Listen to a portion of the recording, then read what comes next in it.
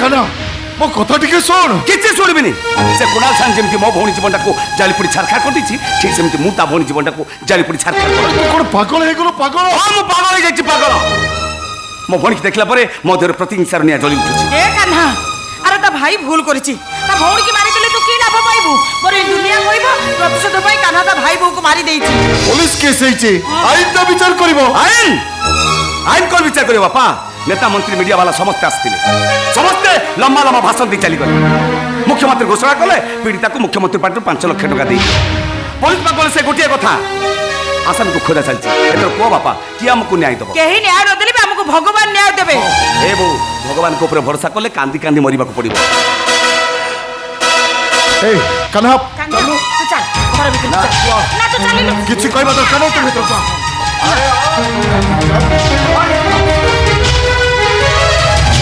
आस आठियाल कहीं किरोसिन ढाली आम दिज को निया लगे मारी दियो आस बिनु तू नीति नियम आदर्श को भूली जाए मु विशाखा को बेदरे बसी बाहाई पड़ी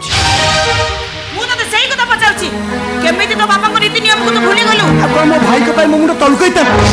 सांग साथी बंधु बांधव केते कथा पचारछंती समस्त कहला बिनु तो भाईटा जदी बान होई ताली झिटा कंटा घर चल जीवो एक कथा सुनी लाजरे मो मुंड तलु कहि गला मो निज प्रेस्टीज पाई मु विशाखा कृष्ण बल्ला मंदिर बाहाई पड़ी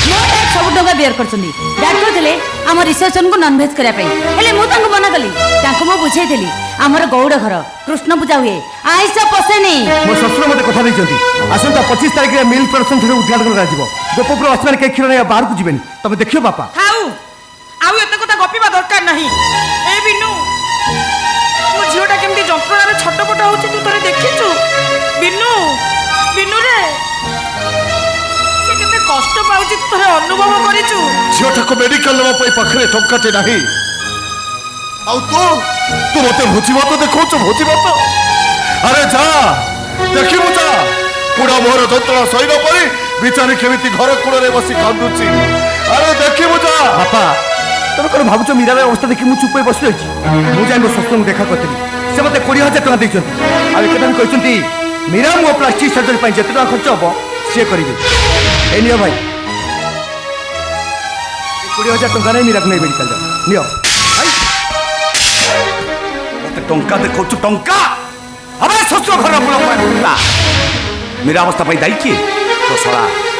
तो सला कुणाल साली मेरा को दुष्कर्म करता मुंह को एसिड फेंकी पूरी मारी दी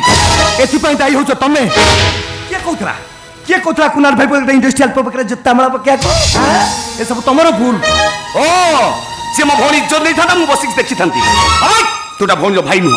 बापर पुଅ नुह तो देह गौड़ वंश रक्त नहीं तू गोटे स्त्री बोल करा गोला निज मुहरे लगाम दियो आ तानो हेले नले कोन करिवो मारिबो मते मारिबो मार मार मते दरकार पले जतरे पिटिबी सुनो भाई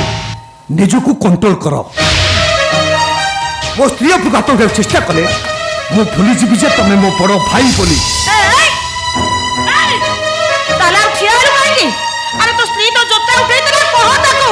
सेई जोतारे दोडी सुरु को पिटिबो लियो पिटो ताकू अरे पिटो ए दुनिया देखो कनाता भाई मोथर मारो खाउचे मारो ए बिनु तमरे एते साहस मोर आखि आगे मो पुओ को जोतारे पिटिबो पिटिला देखि पिटो ताकू अरे पिटू ना नहीं बो बोमा जा कहते ठीक कहते बो मु जानी नथिले आम बिनुटा बाही चली आसी बो गोटे स्त्री आगे ता स्वामी को कहले स्त्री की बाथे कान्हा बेले बेले अजानतरे आपणा पाटर जीव को आघात देई लहु लुहाण बाकू पड़े सेतबे आघात पाइथिबा मनुष्यटा काहाकू दोष दब जीव को ना दांत को निज पाई झियो मिलना तो से मो बागटा सही पारना अरे मो पाठ पढ़ा कि टंका खर्च कर दीचु बोली मो पर्सनल मैटर रे मुंडो खाओना वाह वाह रे पुओ वाह कौन कहलु तू पर्सनल मैटर हाँ अरे ए कना प्रत्येक दिन गाई गुठ नहीं सकाळु जाई संजरे फेरे से कौन सेत बड़े कोउटी दिल तोरे पर्सनल मैटर ए कना तो पठ पड़ा पाई जे नीच बस्तानी रे सब दिन पाई डोरी बांधी देला सेत बड़े कोउटी दिल तोरे पर्सनल मैटर औ तोरे मां तोरे कना भाई पेटर भूकକୁ ନିଜ ପେଟରେ ମାରି ତୋ ପେଟ ପୁରେଇ ଦଉଥିଲା ସେତେବେଳେ କୋଉଠି ଥିଲା ତୋର ପର୍ସନାଲ ପେଟ ତା ପାଇଁ ନୂଆ ଜାମା ଆସିଲେ ସିଏ ନ ପିନ୍ଧି ତତେ ପିନ୍ଧାଏ ଭାତ ଥାଳି ପାଖରେ ବସି ସେମିତି ଅନେଇଥିବ ତତେ ଗୁଣ୍ଡାଏ ଖୁଆଇ ଦେଲେ ତାପରେ ଯାଇ ସିଏ ଖାଇବ ବିନୁ ସେ ତ ପାଇଁ ଭାଇ ନୁହଁ ଦେବତା ଦେବତା ସେଇ ଦେବତା ଉପରକୁ ତ ସ୍ତ୍ରୀ ଜୋତା ଉଠେଇ ଦେଲା ମୁଁ ସବୁ ସହିବି ହେଲେ ମୋ କାହ୍ନାକୁ କିଏ କଣ କହିଲେ ମୁଁ ଜମା ସହିପାରିବିନି ବନ୍ଦ କର ସେ ଇମୋସନାଲ ଡାୟଲଗ ଆପଣ ମାନେ ମୋତେ ହିସାବ କରି କୁହନ୍ତୁ ମୋ ସ୍ୱାମୀକୁ ମଣିଷ କରିବା ପାଇଁ କେତେ ଟଙ୍କା ଖର୍ଚ୍ଚ କରିଛନ୍ତି ଲକ୍ଷେ 2 ଲକ୍ଷ 5 ଲକ୍ଷ ନା ତାଠୁ ଆହୁରି ଅଧିକ ପୁଅକୁ ମଣିଷ କରିବା ବାପର ଧର୍ମ ସାନ ଭାଇକି ପାଠ ପଢ଼େଇବା ପଢ଼ବାର କର୍ତ୍ତବ୍ୟ ତମେ ଯଦି ଭାବୁଛ ମୋ ପାଠ ପଢ଼ାରେ କିଛି ଟଙ୍କା ଖର୍ଚ୍ଚ କରି ମୋତେ ଋଣୀ କରିଦେଇଛ ତାହେଲେ କୁହ କୁହ କେତେ ଟଙ୍କା ଖର୍ଚ୍ଚ କରୁଛ 5 ଲକ୍ଷ 10 ଲକ୍ଷ ମୁଁ ସବୁ ଦେଇଦେବି କୁହ ମୋତେ ହେ ବିନୁ ରକ୍ତ ହିସାବ ଟଙ୍କା ଦେଇ କରାଯାଏନି ରେ ଗଛ ଲଗେଇଥିବା ମଣିଷଟା ହିସାବ କରେନି ଗଛ ମୂଳରେ କେତେ ଖତ ଦଉଛି କେତେ ପାଣି ଦଉଛି ଖାଲି ହିସାବ କରେ କୋଉଦିନ ଗଛଟା ବଡ଼ ହବ ଫଳ ଦଉ କି ନ ଦଉ ମଣିଷକୁ ଟିକେ ଛାଇ ଦଉ ଖାନା ଆଖିରେ ଲୁହ ଢାଳି ତୁ ଯୋଉ ଗଛକୁ ଆଜି ଛୋଟରୁ ବଡ଼ କରେଇଛୁ ଆରେ ସେଇଟା ବଡ଼ ଗଛ ନୁହଁ ରେ ସେଇଟା ହଉଛି ଗୋଟେ ତାଳ ଗଛ ଆ ତଳେ ଛାଇ ନାହିଁ ଅଛି ଖାଲି ଡହ ଡହ ଖରା ଶୁଣ ଆମେ ଏଠି ରହିଲେ ଆପଣ ଯଦି ପ୍ରୋବ୍ଲେମ ହଉଛି ତା ଠିକ ଅଛି ମୁଁ ମୋ ସ୍ୱାମୀକୁ ନେଇ ଘର ଛାଡ଼ି ଚାଲି ଯାଉଛି ନାଇଁ ବୋମା ତମେ ଘରର ବୋହୂ ଏ ଘରେ ତମ ରହିବାର ଅଧିକାର ଅଛି ବୋମା ମୁଁ ପାଠ ପଢ଼ିନି ମୂର୍ଖଟା ଯଦି ଅଜାଣତରେ ତମକୁ ମୋ ବିନୁକୁ କିଛି କହିଦେଇଛି ମୋତେ କ୍ଷମା କରିଦେବ ବୋମା କ୍ଷମା କରିଦେବ ମୋତେ ଶୁଣ ଭାଇ ତମେ ଯଦି ମୀରାର ମଙ୍ଗଳ ଚାହୁଁଛ ତାହେଲେ ଯେତେ ଶୀଘ୍ର ପାରୁଛ ସେ କେସ୍ଟାକୁ ଉଇଡ୍ର କରିନିଅ ଆଉ ମୀରା ମୁହଁଟାକୁ ପ୍ଲାଷ୍ଟିକ ସର୍ଜରୀ କରି ତାକୁ ଗୋଟେ ଭଲ ଜାଗା ଦେଖି ବାହାର କରିଦିଅ ଗୋଟାଏ କଥା ମନେ ରଖ କୋର୍ଟରେ ଏମିତି ହଜାର ହଜାର କେସ୍ ଫାଇଲ ତଳେ ବନ୍ଧା ହେଇ ପଡ଼ିଯାଇଛି ଆଉ ଆମ ମିରର କେସ୍ଟା ବି ଠିକ ସେମିତି ଫାଇଲ ତଳେ ବନ୍ଧା ହେଇ ପଡ଼ିଥିବ ବଟ୍ ମୋ ଭାଇର କିଛି ହବନି understand I think you better understand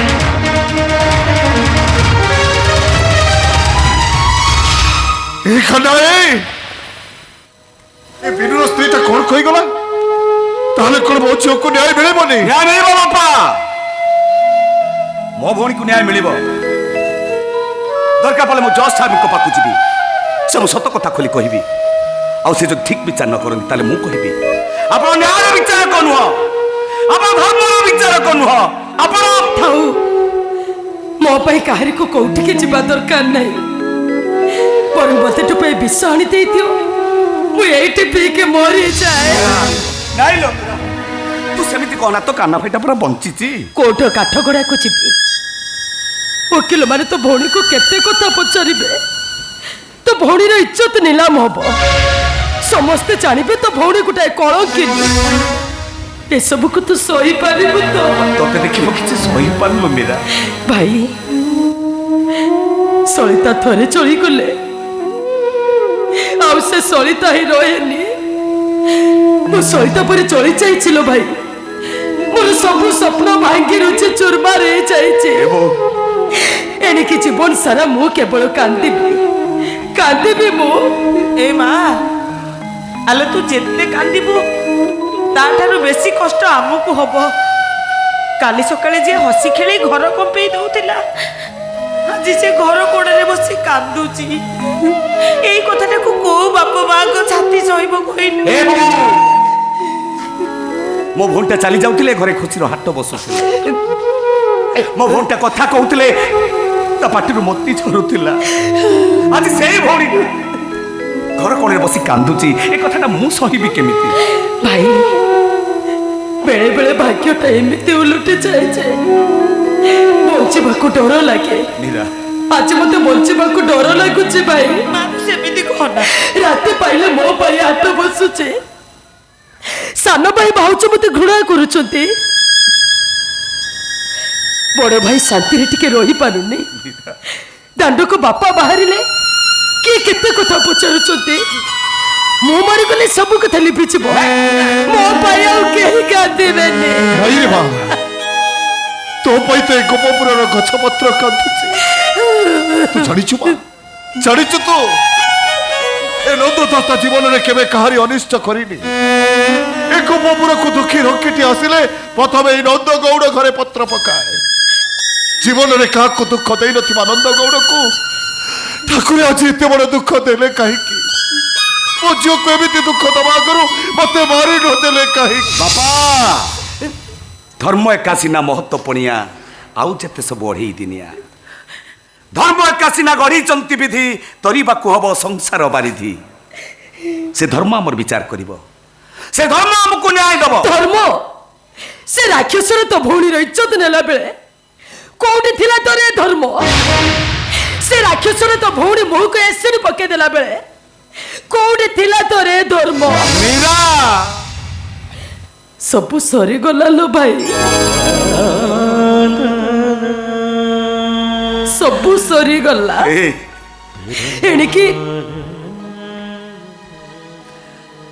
ଏଣିକି ଜୀବନ ସାରା ତୁ କେବଳ ତ ଭଉଣୀ ଆଖିରେ ଲୁହ ଦେଖିବୁ, କେବଳ ଲୁହ ଦେଖିବୁ।